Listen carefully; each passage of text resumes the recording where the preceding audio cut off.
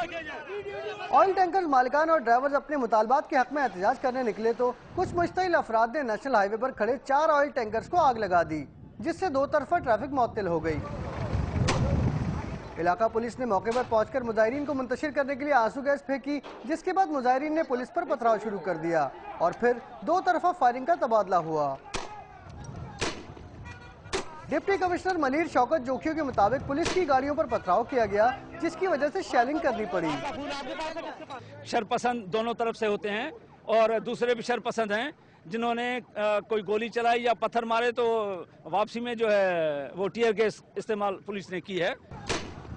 मुजाहिरीन और पुलिस के दरमियान झड़प से इलाका मैदान जंग बन गया।